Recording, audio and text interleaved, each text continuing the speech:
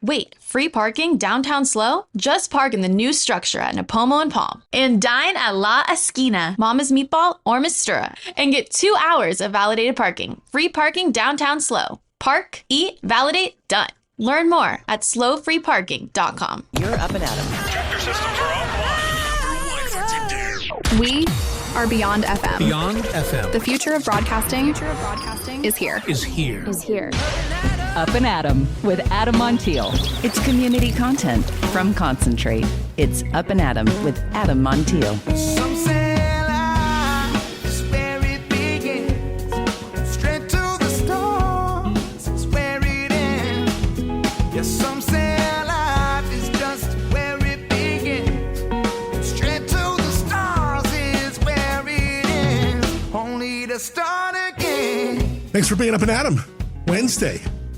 Hump Day, smack dab middle of the week. Appreciate you a lot. My name is Adam Montiel.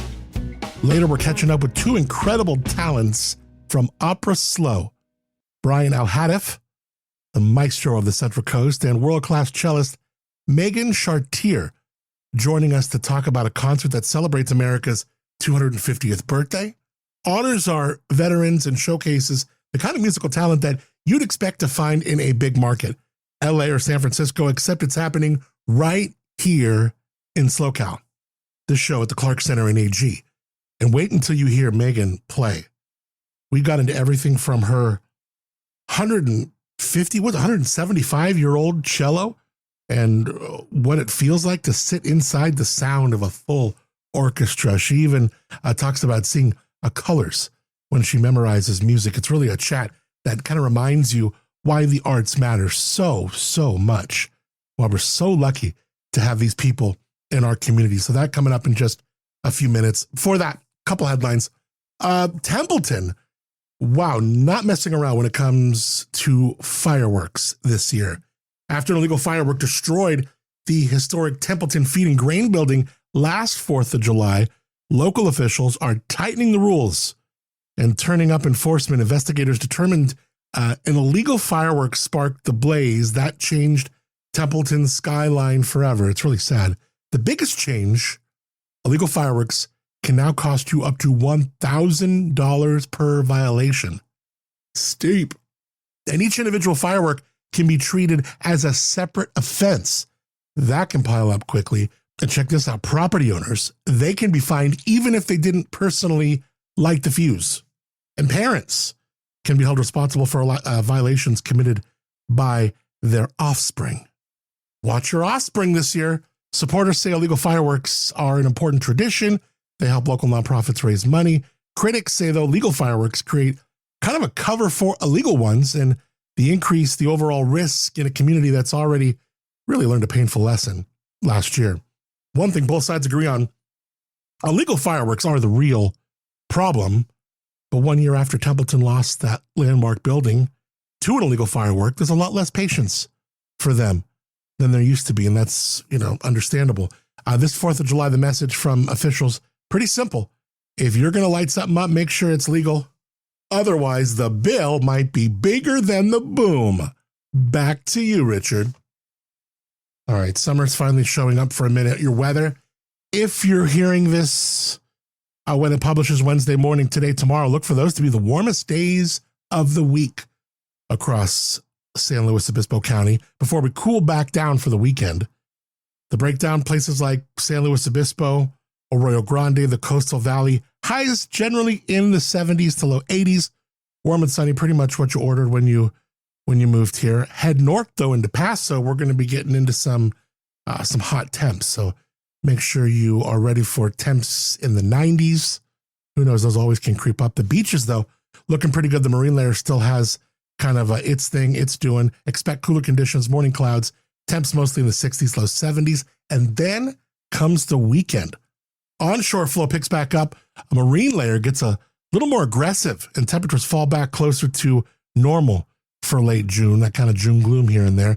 So if you enjoy the warmth, today, tomorrow are your days, because Saturday, back to our regularly scheduled Central Coast programming where you need like sunscreen part of the day and a sweatshirt the other part. All right. Before we get into our chat with Brian Alhadeff and Opera SLO, also Megan Chartier, you know our friends at Benny's Pizza. we love this spot. We're talking that thick Detroit-style pizza, crispy, pan-fried, angel-derived, heavenly-derived crust. And again, it doesn't matter where your sauce is. Sauce on top, on bottom, flavor in every single morsel. Benny's Pizza, man, the ranch, lights out. Happy hour Monday through Friday, 4:30 to 6:30. Domestic cans, $3.50. Premium beer and wines, $2 off. Also, they got some great food specials during happy hour every day, Monday through Friday, rather, 4:30 to 6:30. And check out the patio. Get some lunch there, a slice, salad, a Coke, back at work. It's all good. Call them up, order up, 439-3838, Upper Monterey, 1601 Monterey Street, downtown SLO. Benny's Pizza, and thank them for being up and at 'em. It's Up and Adam with Adam Montiel. All right, excited about this one. Joining me today, Brian Al-Hadif, the artistic director of Opera SLO, and a guy most know as just the maestro of the Central Coast. Along with acclaimed cellist Megan Chartier, they're here to talk about the Opera SLO's upcoming America Turns 250, Patriotic Pops and Veterans Tribute. But as you'll hear, this conversation goes far beyond a concert. We'll talk about music, about community, parenthood, and the incredible power of live performance. Brian, Megan, thank you so much for being up and at 'em. Good to be back. Thanks for having us. This is cool because we have, Brian, your first time in this local studios. That's right. Yeah. Yeah, because you did a couple times up at Timbre. Mm-hmm. And what do you think of this? What do you think of the digs? It's beautiful. I had no idea the office space was so huge. I know, it's pretty vast up and here, your isn't it? studio is just gorgeous. Well, thanks for being here. Thanks for hanging out.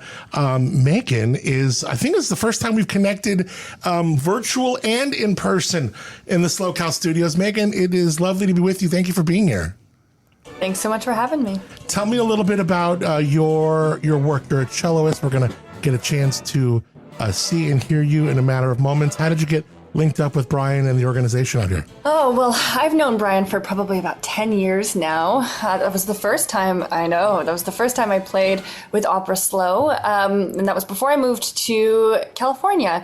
So I moved here from Texas. Well, I'm from Michigan, but I moved here to California in maybe 5 years ago. And I started playing as principal cello with Opera SLO as a regular member. And so we've been close since then. What did you think of the kind of, you kind of moved to an area like, well, I want to dip my toes in my passion and feel what this community is like. How did it, I'm not saying like which one was like better, but in a way like this, what were the unique threads to this musical community that, you were lucky to bring some stuff over here, but also lucky enough, they do it like this way over here. It's kind of cool too.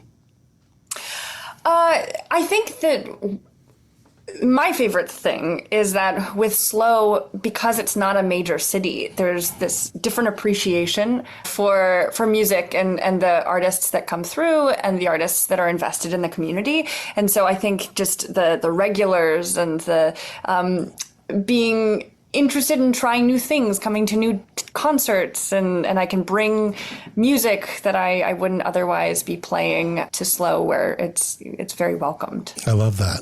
Brian, tell me that prices and ticket sales have been through the roof since the Timothy Chalamet drama that we spoke of. That's right. Actually, things have been going really, really well. They should. Absolutely. We all knew that was going to blow over, and he just made a fool out of himself.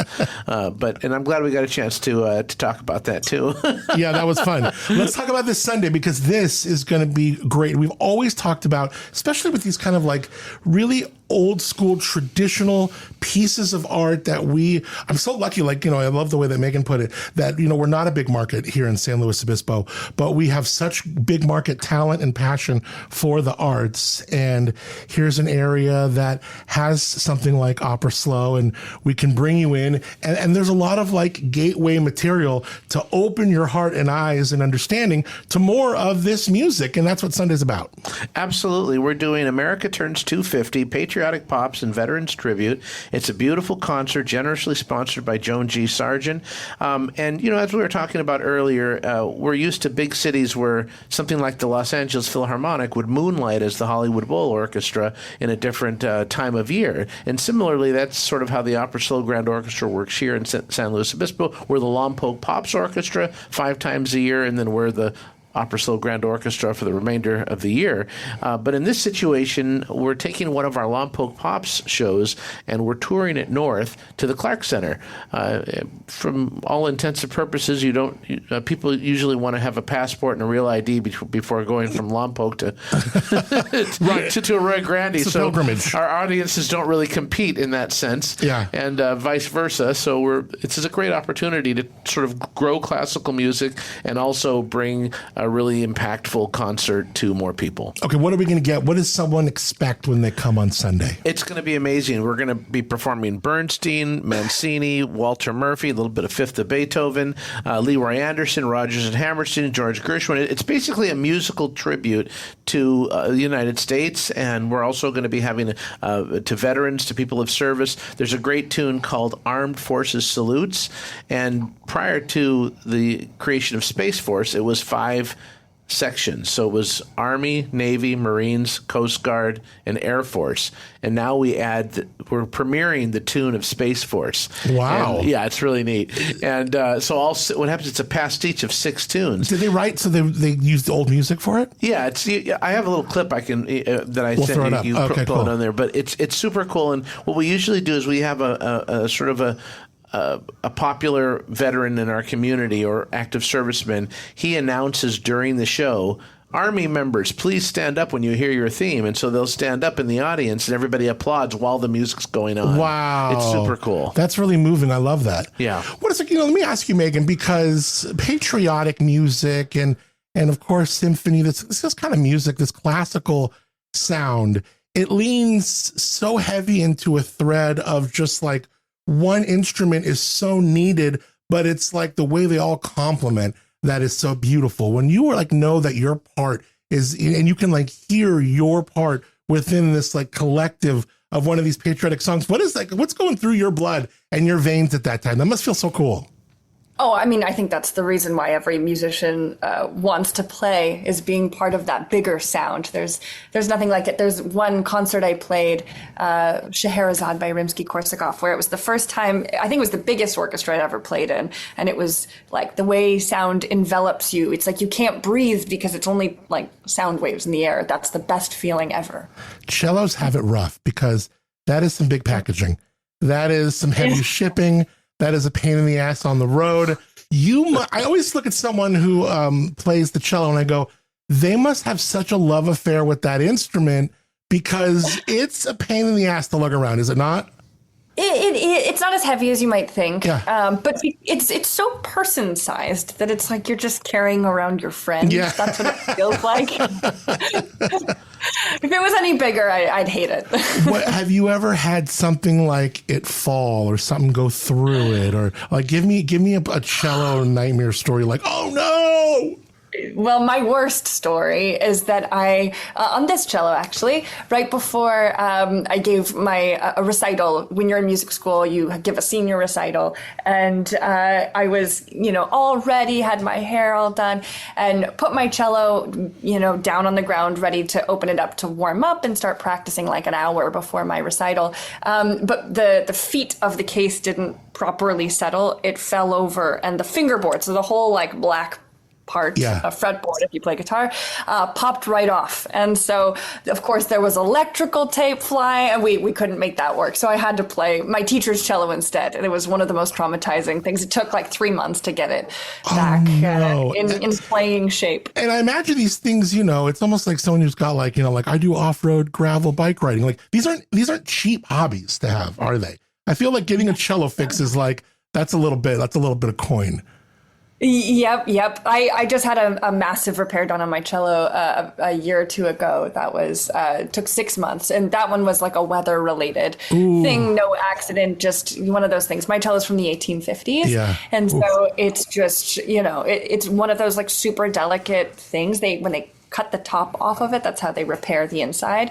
With a 175 year-old piece of wood, it can break apart. So it takes a long time. It's expensive. You have to go to somebody incredibly specialized. What's like the climate is at its best? Like, do you have to have like a humidifier in there, or do you have those little silica packets? Like, what's going on?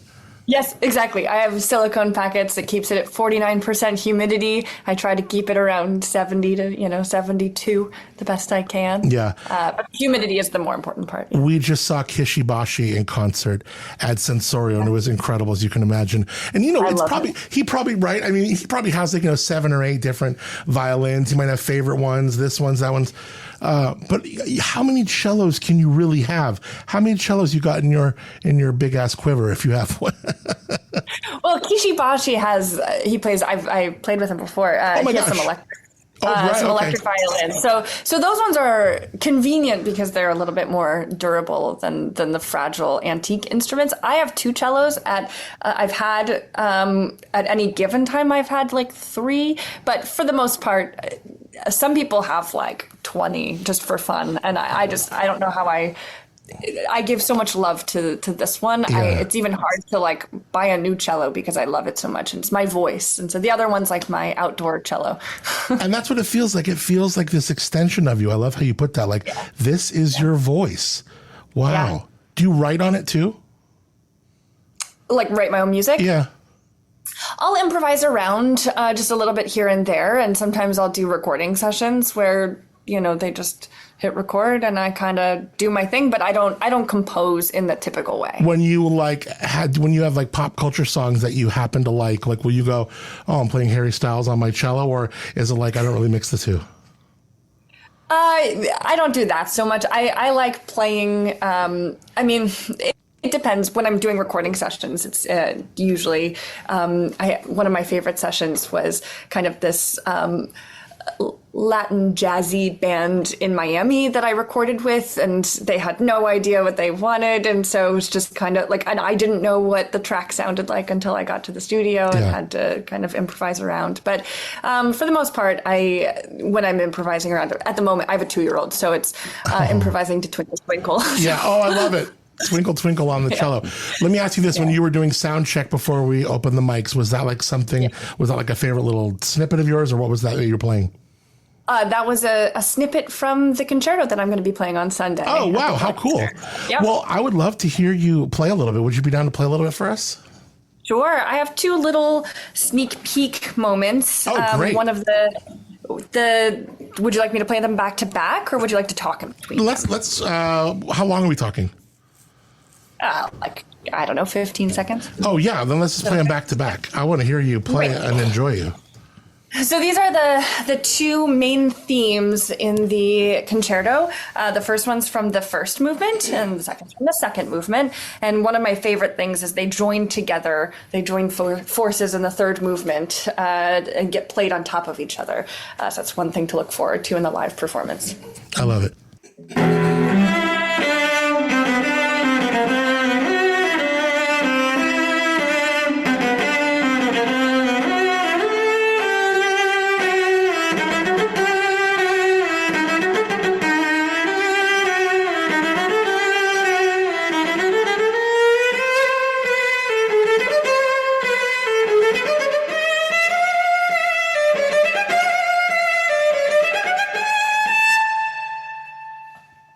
That's the first theme, and here's the beautiful second theme. Wow.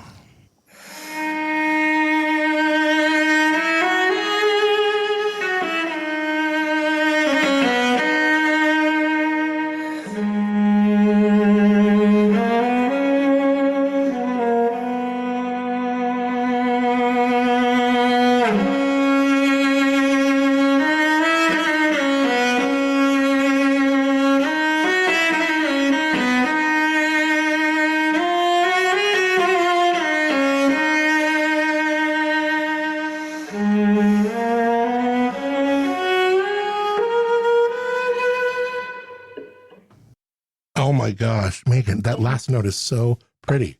That is, and just, I love watching you. I mean, you kind of get lost in there a little bit. I look at your eyes, are you seeing anything? Are you seeing wavelengths or colors or you do? Turn your mic up a little bit. Let me hear you talk about it. So one of the ways I memorize is I color code. And so it's usually, sometimes I'm seeing colors kind of, I don't have synesthesia, but kind of attached to that a little bit. Yeah. But it is one of my memorizing strategies to like it's a rainbow. So I see each color because, oh, of course, the blue couldn't possibly go after the red. And so it kind of helps keep things straight for me. I love that. I can't believe I kind of hit on something there. That's really neat. Mm-hmm. Yeah. All right. Now, I don't want to put you on the spot. Can you do Twinkle, Twinkle, Little Star? You really want that? I won't try it. You want the spicy version of it? Oh, yes, indeed. I want Megan to do the spicy version of Twinkle, Twinkle, Little Star. Let's go.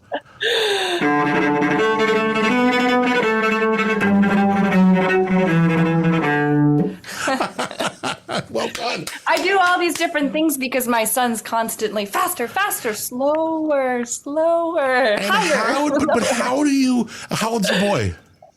2. Okay. He's got to be picking up that, what do you call the rod wand? What do they call their bow? The baton? The baton. He's picking up your, you're just like, no, don't, you can't break it. Oh, the bow. The bow, right. I'm thinking of like, he wants to play that. He wants to do what mommy's doing. He has his own cello. He has his own violin. Really? It's the only way I could keep him from grabbing. He still grabs mine, but for the most part, he knows he has his own instrument. He's got a 32nd size violin. He has every instrument under the sun because he wants to make sound when I'm making sound, and I practice all day in front of him. So now, how do you? And I know you're a good mom. I can tell you have a joyful face, a beautiful smile. You're a great mom. But how do you go like, look, I just need to hear this note, and you aren't that good, and you're playing with me, and I need you to just go get inside of your toy box and leave me alone for a minute. How do you do that when you don't really do that? I think Brian can attest to this, but in music school, you hear chaos and terrible notes all around you in practice rooms anyway. So it doesn't faze me like at all. You guys are saints. Yeah. You're angels, Brian. I love it. There was a time when I was in college and I substituted for junior highs and high schools, and it was excellent preparation for the real world. Yeah, for fatherhood. Oh my gosh, I love it. Well, you just have mounds of talent, Megan. It was such a joy to listen to you. We're so lucky to have you involved in the organization down here. Give us the deets this Sunday. How do people get tickets, Brian? Oh, it's super easy. You can go to clarkcenter.org. And tickets are online, or you can call the box office at 805-489-9444. Operators are standing by. And you may be asking the question, what does a cello concerto have to do with America Turns 250? And I just thought we'd bring that in. The cello concerto is written by Victor Herbert, who was an Irish-American immigrant at the time, founder of ASCAP, which Megan told us about last week. It was really exciting. He was also the principal cellist in the Metropolitan Opera in New York at a time when Philip Edgner was in his section, and Philip Edgner was the band director at West Point. So it was a really exciting time to be alive, and Victor Herbert was just a very important musician in American history, and we get to bring this premiere to the Central Coast. It's never been performed. I guess you could count last Sunday as the premiere. Yeah. And that was the South County premiere. So this is more of a Central County premiere. Cool. At Clark Center. Yeah, at the Clark Center. And AG on site, we'll put all the tickets and the links and stuff in the show notes. And then I'll ask you about kind of what's on the horizon for later in the fall and what you got coming up with Opera SLO. Let me ask you, Megan, I'm so curious, someone with your incredible talent, how do we harness this and go, you mentioned, oh yeah, I played with Kishibashi. How do you kind of like go, oh, I'm going to do gigs here. I'm going to maybe sit in on some studio work or album work. Oh, do symphony work. How do you kind of, do stuff for a commercial? You're obviously very telegenic too. Like, how do you kind of go, how do I use this talent in all the ways, just all the ways that it can be a blessing to people? Oh, You're doing it full time? Oh, yeah. Yeah. So tell me, what are you spending your days doing? So I teach as well as play. So I teach at Cal Poly. And this year I was visiting professor at University of the Pacific in Stockton. And so that always feels like the extra special, thing to give back to students and I'd say, kind of wow, push things forward. But most of my work is playing. I think it's having such an eclectic career. It's been kind of wild. You don't imagine doing it when you're in music school because you think, of course, like orchestra is the only way to go. But I couldn't have it any other way. Like I need to have all the different things. And I think for me, I mean, with Kishibashi, so many people don't know anything about classical music, and he was classically trained, you know, and I grew up listening to the band of Montreal that he was in, and all these things. And so just being able to pull people into different musical genres and things like that, it's such a gift. There's no one genre that I listen to more than another, and that's been one of the surprising gifts of this whole career. When did you first pick one up? When I was 9. Wow. It was bigger than you. Yeah. Or Well, that's why I picked it. Yeah. They do have baby string instruments too. So as you grow as an adult, you go from one size to the next. Oh, so like if you're like 9 or 10, you probably have a cello that's like 9 or 10 for a 9 or 10-year-old. Like probably about that big. Oh, okay, great. Something like that, yeah. That's so. Now let me ask you this: let's say you're like that Wembanyama. Let's say that dude from the Spurs who's like 7'6" or whatever he is goes, "I want to learn the cello." Would he couldn't play your cello, right? He would have to have a cello made for him, or what? No, they max out at full size. Okay.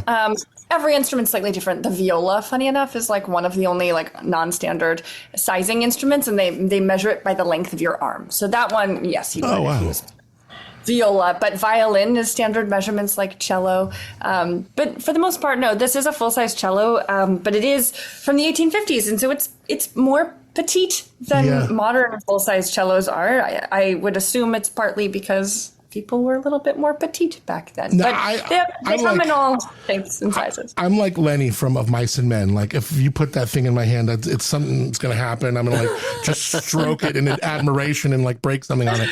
Are you just normally like a very, dainty and gentle person? Because how could one have such an 1850s, like you're talking about like a historic artifact, and yet yet it's a tool for you. You're playing it, you're using it. It's of service to you. So it's just amazing the care that must be taken for it. Oh, I'm not. I have done some damage, embarrassingly so, to this cello.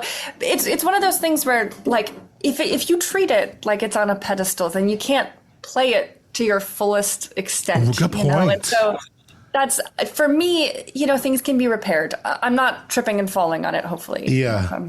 But for the most part, like I've knocked little pieces off because I was so vigorous in the way I was playing something that I just totally, in a gesture, hit something. And like that to me is part of the life of the music that goes into that instrument. If like, does your husband like pledge your cello on like concert days to make it shiny for you as a nice gesture? Or is it like, is that a sweet thing to do? Like, shine her up? I don't know. What do you do? We wouldn't be married anymore if that happened. You can't put a pledge on a cello? Nope. No. Okay, so that would not shine No. up. Oh No. No. So one of the fascinating things is that everything you put on it, like even if I spit on it accidentally, like it impacts the sound. Wow. There's like layers of things. So I'll clean the fingerboard because it's ebony. There's no finish on it. Right. I'll clean it with rubbing alcohol, not the actual instrument because that'll strip it. But even just taking the gunk of your fingers off the strings changes the way it sounds and feels. So everything, a pledge would be it would be terrible. That would be like sacrilegious, of course. I was just seeing if you knew. It's a good question. How interesting. Well, I've just loved getting to know you. Your talent is, it has no bounds. I'm so excited to see it on Sunday. Tell me what's on the horizon for you guys beyond this show, Brian. The fall, is there anything to talk about and kind of what our appetite for later on? Yeah, we have a really exciting fall.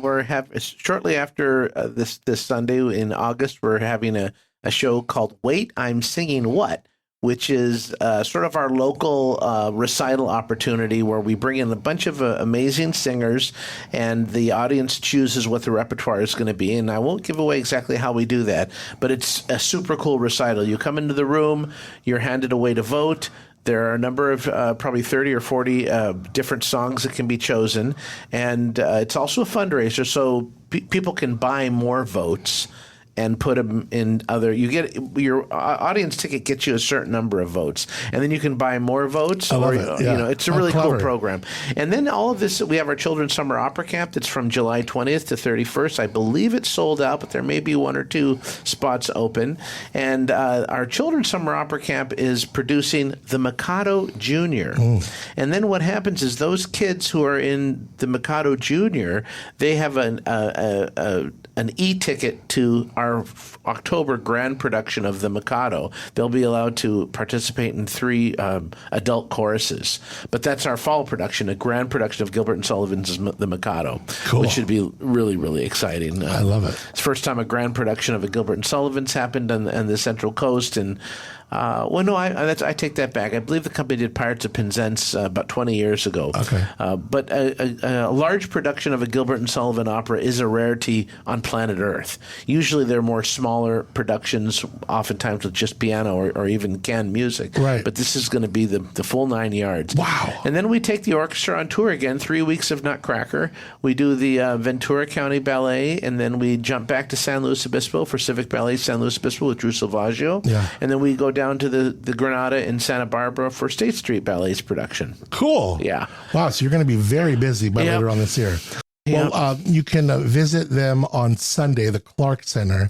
Give us the lowdown on everything happening on Sunday again. It's a super cool production. It's great for the whole family. We want you to come down. It's at the Clark Center for the Performing Arts, and that is going to be this Sunday, 3 p.m. You can get tickets right now at clarkcenter.org or by calling the box office at 805-489-9444. Lots of fun. Thanks, Brian, for coming in, for being up and at 'em. Always a pleasure. Megan, you're awesome. Thank you for checking in with us from home where you live in Northern California. We're very fortunate that you gave us the time and for sharing your talents with us. Thank you very much, Megan. Thanks so much for having me. Some say life is where it begins.